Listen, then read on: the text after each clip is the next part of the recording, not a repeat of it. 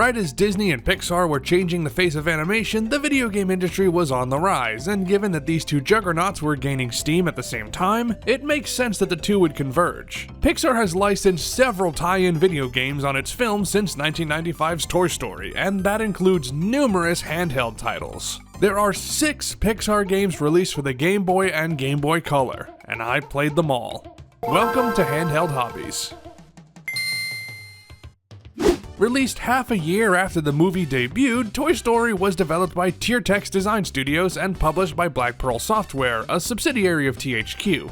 Tiertex ported several console games to handhelds and computer systems, including, most of what we'll cover today actually. This one's based on the SNES and Genesis game developed by Traveler's Tales, although with lower resolution and some missing levels. Notably, the fights against Buzz Lightyear are absent, as is that weird Doom-style level. Hello! That last one is understandable, as I doubt the Game Boy could handle a full pseudo 3D maze level. It can barely handle these platforming levels as it is, but the Game Boy could have handled one of those RC levels, no? Well, I guess memory issues would prevent that, seeing as this is running on a 512 kilobyte cartridge. That's why instead of the richly detailed backgrounds of the original, you get a gray void. And there's plenty of repeated foreground objects as well. I'm not sure why Andy's family needs so many copies of Alice in Wonderland and Adventures, but hey, whatever you can do to fit a technologically impressive SNES game onto the Game Boy, right? Shame you can't get the same music as the SNES version too. The Game Boy version has only a handful of songs to its name, with 2 of them being 8-bit versions of Randy Newman's tracks. Yes, this has a version of You've Got a Friend in Me, and it's not great, although that's not a surprise. Anyway, the game mostly follows the film's story, starting from the toys listening in on Andy's birthday party to Woody and Buzz's journey to get back home after a weird Pizza Planet detour. And it is a weird detour thanks to how much this port trims out. It transitions right from Woody leaving Andy's house to him and Buzz escaping from Pizza Planet, and the rest is explained in a big wall of text without any stills from the movie. Although when you see how much they had to bit crush the sprites in order to fit them onto the Game Boy, maybe seeing an image from the movie would have been too terrifying. The sprites do at least look like the characters, like I can see the outline of Woody here, although considering they copied Silicon Graphics based sprites that use the Pixar models as a reference, it makes sense why they'd be so distinguishable. But one thing they didn't copy over is the gameplay, because man, this game runs like it's got a snake in its boot. And the console version has its problems, but it's at least responsive. This version moves slower overall, with the physics being much worse. If you're playing the console version, you might remember this vertical shaft with moving platforms when Woody breaks into the arcade machine, and it works fine enough there. But it just drags on the Game Boy version, and the camera sets you up to fail by shifting your view too high up. This game's already chugging along enough as it is, but this level inside the claw machine lags to hell and back. And Woody must have traded his cowboy boots for moon shoes because he can float on for ages if you let him. It doesn't make the platforming more challenging, but it does slow the game down even further. You'd think that it'd make the enemies easier to dodge, which I suppose it does, but while they're moving slower overall, the intense screen crunch on the Game Boy version essentially negates that. There are quite a few times where you get no view of what's ahead of you alongside any indication of where you can go. The worst of it has to be Woody's attack, which has terrible hit detection. Latching onto the hooks feels inconsistent, and his lasso whip thing is so unreliable for hitting enemies that you might as well just plow through and hope for the best. That said, it does have some cool levels. I enjoy the concept of the level based around the toys disguising themselves in Pizza Planet with a drink cup and carton, even if the level design leaves you very little room to breathe. The race between Woody and Buzz is way less exciting because Buzz just kinda flies away, and then he tortoise and the hares it up by just taking a nap, and then he'll just appear at the end of the level anyway. Falling with style indeed. By the time I got to the final level, where Woody and Buzz fly through traffic to reach the moving van, I had 2 continues and a full set of lives, so I basically said, screw it, let's just go for broke and play it aggressive. Which was fun, but I kinda forgot that the objective is to get into the car ahead of the moving van rather than into the moving van itself, so a lot of my lives were lost trying to kamikaze the toys into the big truck. That's my bad, and it's at least a memorable ending.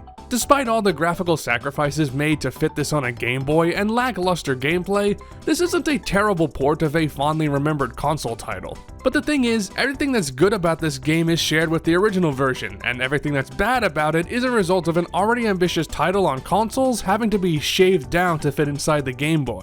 And yeah, it is probably the worst version of this game, but for Pixar's first handheld title, it's solid enough.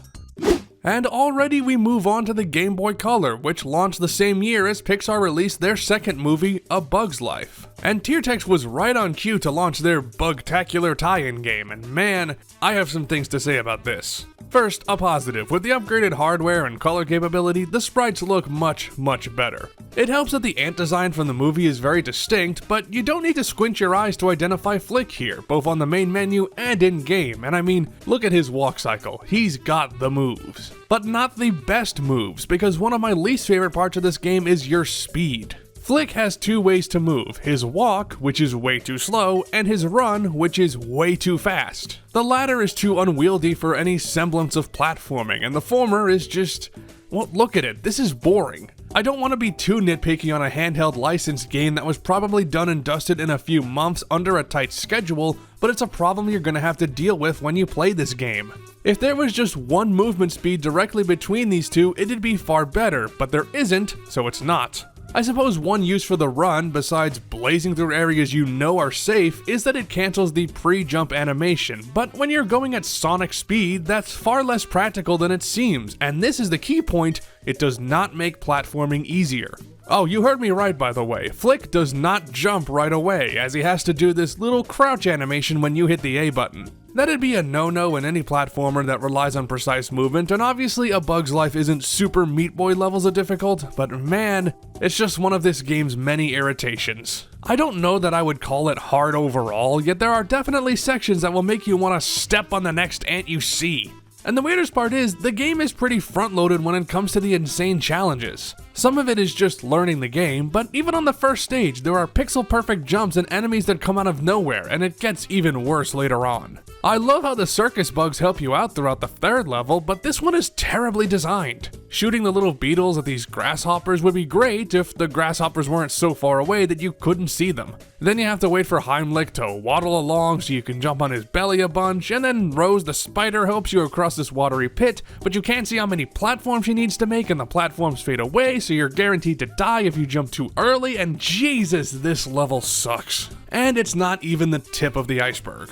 That belongs to level 4, which is not only long, but far too sparse with checkpoints. It's also got the worst examples of the game's terrible qualities, unforgiving platforming, hazards that you can't see before it's too late, and bizarrely punishing level design. Not many games cause me to mutter, "oh god," out loud when I see what the next section entails. There is a password system, so it's just a matter of persistence, really, but it doesn't make the game much fun. But after that, it gets much easier and arguably better. Not just because the graphics are nice and colorful and the music is pretty solid, although yeah, they are, but then you get levels with no enemies whatsoever, a final chase with Hopper that feels like it should be frustrating but is actually pretty easy to cheese, and even a fun stage where you're climbing up a bunch of leaves. It's very rare when a primarily vertical level gets high marks from me, so you know what? Credit where it's due, A Bug's Life is impressive on that front. Not that it would improve that much, but I'd probably have more fun if Flick's attack wasn't so unwieldy.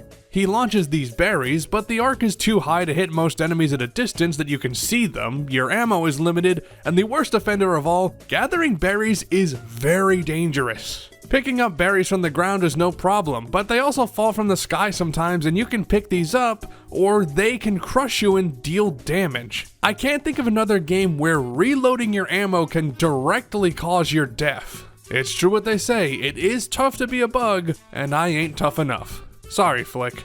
I wanted to be impressed with A Bug's Life because of the graphics, but its frustrating design and inconsistency makes me hesitant to enjoy it. On one hand, it runs a lot better than Toy Story and follows the film's story well, but on the other hand, performance isn't indicative of design quality and the film isn't Pixar's best. It's at least more interesting because the console versions were all in 3D, so this inevitably has to flip the whole script on its side, and A Bug's Life stands out more in that regard, but playing it just isn't much fun, and just like the bird, that is the ultimate bug killer. But when I inevitably talk about all the DreamWorks handheld games, I guess we can extend the Bug's Life vs. Ants debate to the Game Boy Color games. All three of them, because Christ, why are there 3 Ants games on the Game Boy Color?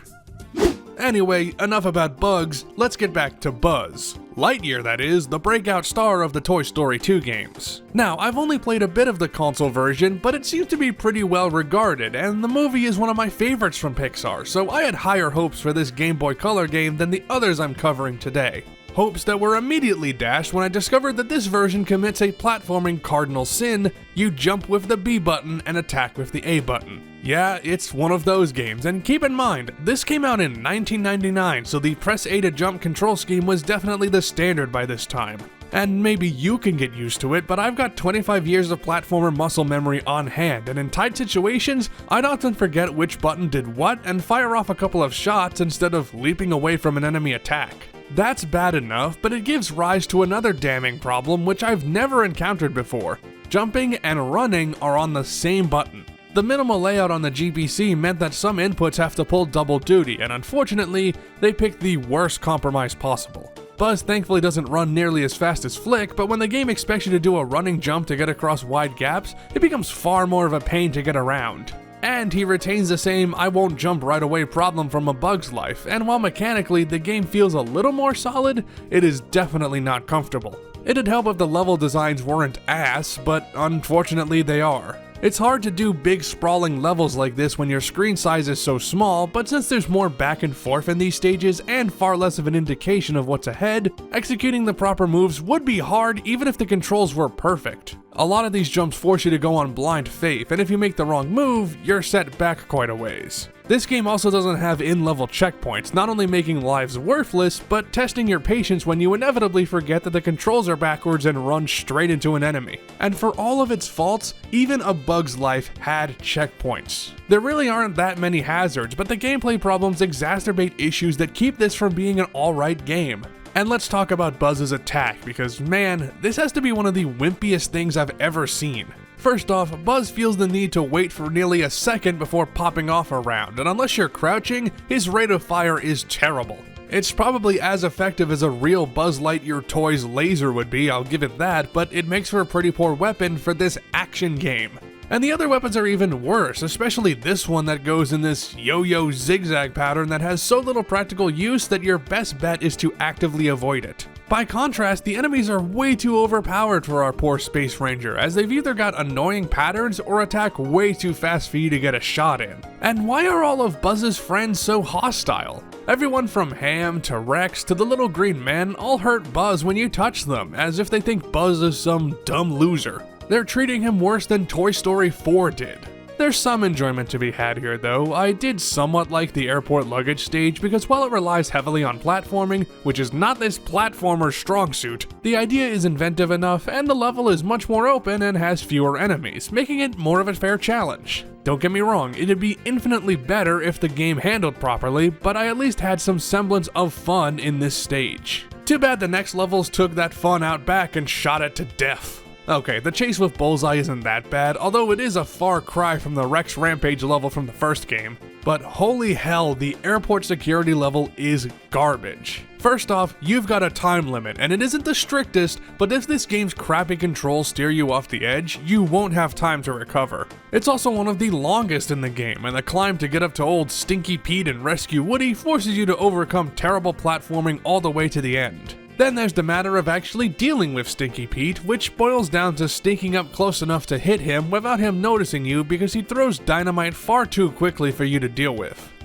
Toy Story 2 is a downgrade from the previous two games in just about every way, and from what I've played of the console game, it's miles better than this. Awkward controls and badly designed levels ruin what could have been an okay enough platformer. Sad to say it as a big fan of the movie, but Toy Story 2, at least on the Game Boy Color, is not good.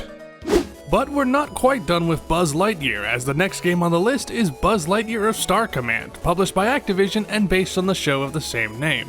This is the first game we're discussing today that wasn't developed by Tiertex, as just like the console version, this was developed by Traveler's Tales, which, before they became a factory churning out LEGO games, was an actual developer that worked on a handful of licenses. And while their track record on that front isn't great, I was at least excited to see what a different developer would do with a Pixar property. And you know what?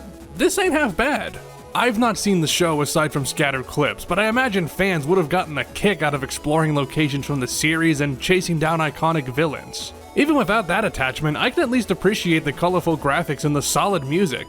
Especially these full renders of Buzz, most of which look pretty sweet, and some of which look pretty dorky, like this one. Looks like he just realized he didn't turn the stove off. You've already noticed that this game isn't a platformer, but a top-down shooter, specifically a run and gun in the vein of Ikari Warriors. In each level, there's a bad guy on the loose, and you need to beat them to the end of the level, where you'll have a big showdown, rinse and repeat, until you've defeated Zurg. There's a time limit on every course, incentivizing you to kick Buzz into high gear, although with all the enemies in your path, you do have to slow down sometimes to take them out. Which is worth doing because they drop coins that let you pick up weapon upgrades, skip sections of the stage, or spawn a vehicle for Buzz to ride. It's very arcade-like, with fast-paced action, plenty of items and enemies, and even a few alternate paths. Not exactly groundbreaking as far as vertical shooters go, but I think that works to its advantage. I'm not looking for a licensed title on the Game Boy Color to reinvent the wheel, I just want it to be fun, and Buzz Lightyear of Star Command is pretty fun. It's mindless fun though, because this game will not flex your thinking muscles. For all its forking level pathways and item distribution, this is a game where you hold up, mash A to shoot, and win. And yes, that means jumping is still on the B button, but you do this far less often and you're shooting frequently anyway, so it's not a problem this time. You never run out of ammo, and even with your strongest weapons, your rate of fire is often very quick, so just keep blasting until the cows come home and you're golden. With how many HP items there are, the sheer volume of enemies really doesn't matter, especially since most, if not all, do only 1 damage per hit, including the bosses, and you've got 100 hit points to spare. And I mean, the game tries to be clever with the boss armor, but it doesn't really add much. Every boss has a few health bars, and for each phase, if you can call it that, they're much weaker to a specific weapon, indicated by their colored outline. If you don't have the right weapon, congratulations, you gotta volley a million shots their way and whittle their health down. And considering that most boss arenas have upgrades that just so happen to correspond to the boss's armor colors, it's not even a puzzle. Though speaking of the weapons, there's some pretty good stuff here. Although your starting laser is pretty pathetic, you'll upgrade it right away on most stages, which is one reason why the Zurg level feels more draining by comparison with its lack of upgrades. But you've also got a super powerful missile, a triple shot attack, homing shots, rapid fire, all the staples, and all pretty viable. Consequently, this is by far the easiest game I played for this video, as with a few exceptions, I was never in danger of dying. The only times where I did mess up were in the second Trade World stage because I fell off these platforms thanks to the not great jumping mechanics, and again, Zurg's home planet Z because of the lack of upgrades, but even then, I still cleared this in 1 try. You don't have any lives, but since most of these levels are beatable in under 5 minutes and require no real thought to clear, it's not really a bad thing. It's also pretty short, beatable in maybe 40 minutes if you don't make any mistakes. But in fairness, that makes it perfect for short play sessions or long car rides, especially with the password system. And the game has optional challenges for 100% completion if you feel so inclined, which I'm sure is where the real challenge lies. I'm not gonna call Buzz Lightyear of Star Command a great game or anything, as I can easily imagine a universe where this got more refinement and became a hidden gem among licensed Game Boy games. But as it stands, with the shift in perspective, better design choices, and arcade-style turn-off-your-brain-and-play mentality, it's, if you'll pardon the expression, light years above the other games so far. For our final Toy Story game and final tier text game of this video, we've got Toy Story Racer, which is exactly what it says on the tin. You race, and it's Toy Story. By this point, it should be obvious that tier text was more successful at graphics than gameplay, and this is no exception. Toy Story Racer on the GBC goes for an experimental approach with pseudo 3D courses that emulate a series of 2D images, kinda like a movie being played behind the action. Think of it like the pre-rendered backgrounds in Hot Wheels Stunt Track Driver, if you're familiar with that. Though it should be noted that these graphics aren't pre-rendered since it's just the console drawing pixels as normal, so I guess it's predetermined graphics? Anyway, the visuals are seriously impressive for an 8-bit system, but it comes at the cost of gameplay and track variety. Let's start with the latter. While there are 10 tracks to race on, there are only 4 environments: Andy's house, Pizza Planet, the streets, and Sid's house, which, for all intents and purposes, is just a swamp attached for some reason to Andy's house. And it's very obvious that those levels that share environments are stitched together with the same pieces of track, just rearranged a little bit. Granted, the tracks are laid out logically, at least as far as set piece connectors are concerned, but in tournament mode, You play all the tracks in order, which means 2 house levels in a row, 3 Pizza Planet levels in a row, and 4 street levels in a row. Because of that, every single course blurs together, making you wonder why the order isn't random. It's not like the stages are any more difficult than each other, and on that note, let's talk about how this game controls. Your only concerns are accelerating and steering, although with the backgrounds, you're not so much steering around turns as keeping yourself on which pixels the game determines is part of the track at a given time. It takes a race or two to get used to, but honestly, the racing doesn't feel that bad. The frame rate is solid enough that you get enough inputs per second, although sure, it could be smoother. And there aren't so many sharp turns that you'll crash and burn that often. Not that it can't happen, because going off the track will slow you down, but even with the unorthodox perspective, at least for the Game Boy, completing a lap isn't a problem. What is a problem is getting around your AI opponents, which is tight at the best of times. The big problem with a pre-rendered racer like this is that collision is often wonky, and this extends to the other racers in this case. They'll bump you backwards and dock quite a bit of your speed, and that's bad because speed is essential. You're probably thinking, duh, it's a racing game, but I'm not talking about coming in first, because that's not required to advance. I'm referring to the timer, which, especially on the later tracks, is damn strict. Run out of time and the race ends, although even then, the Grand Prix continues on and you can still compete. So I guess racing isn't a big deal in this racing game. Considering the gameplay quirks, there really isn't any motivation to do good on the tracks. There are coins that just seem to be there to draw your attention towards something shiny, and items which, for the most part, are either worthless or harmful. One reverses your steering, one slows you down, one stops you completely, and one makes you invulnerable to, I guess, the other toys, but it's not like they can hit you with items or anything. It's just another way to add obstacles to your path, although it sure would have been cool to see more natural hazards. Beggars can't be choosers, I suppose, although speaking of choosing, it's a shame we only get 4 racers to select. Buzz, Woody, Mr. Potato Head, and Bo Peep are your only options, and Bo isn't even available on some tracks because you need to buy her for some reason. And I would say that this is the actual use for all those coins, but I'm not sure if that's the case because your coin counter resets after every track. I wouldn't even raise the point of how few characters there are, as the fact that a licensed GBC title got this much graphical attention is astonishing on its own, but considering that the developers put in Sarge and the Little Green Men as AI racers, it's a shame we can't play as them. Here's the thing, Toy Story Racer on the GBC is somewhat enjoyable for maybe a single race, but playing the full thing at once is exhausting. I'd actually be fully on board with this game if its levels weren't incessantly repetitive and the gameplay problems were ironed out, but in practice, this one is a bit of a slog.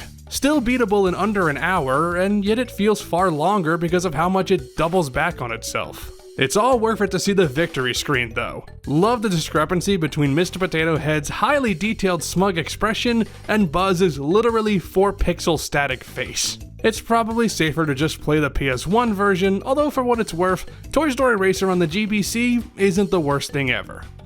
Our last game takes us to Pixar's 4th film, Monsters, Inc., developed by Vicarious Visions, now Blizzard Albany. You probably know them best for the Insane Trilogy and Tony Hawk's Pro Skater 1+2, both of which are great, but for this game, well, I'd like to say we're ending on a high note, but we're not. I'll say this much, this has some great music, nothing extraordinary, but it's catchy stuff at least.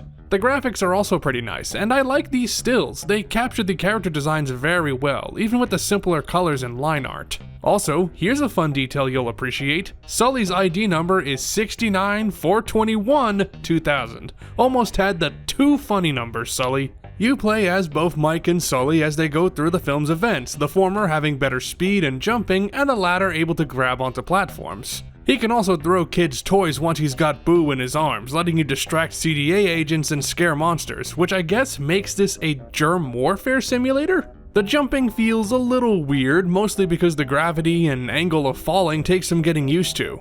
I'll give Vicarious Visions credit for not putting it on the B button, and the platforming usually isn't so tight that it becomes a big problem, although there's definitely exceptions to that rule, more on that in a bit. But yeah, swapping between the 2 monsters on the fly is a good idea and makes navigating these stages a little easier, although they're not both always available for story reasons. And even though the controls are solid enough, the level design does not work. I mentioned how platforming is usually fine, but most of the challenge is knowing what you can even stand on. The difference between a solid wall and just a background object is arbitrary a lot of the time, and some of these worlds sprawl on for quite a while in all directions. So you're bouncing around from sector to sector trying to determine where you can land, usually well after you've jumped off somewhere else. It's confusing, but at least in the first half, it could have been much worse. Then the game became much worse. It started with this level bringing Boo back to her door, which isn't too dangerous, but is a damn maze for no reason.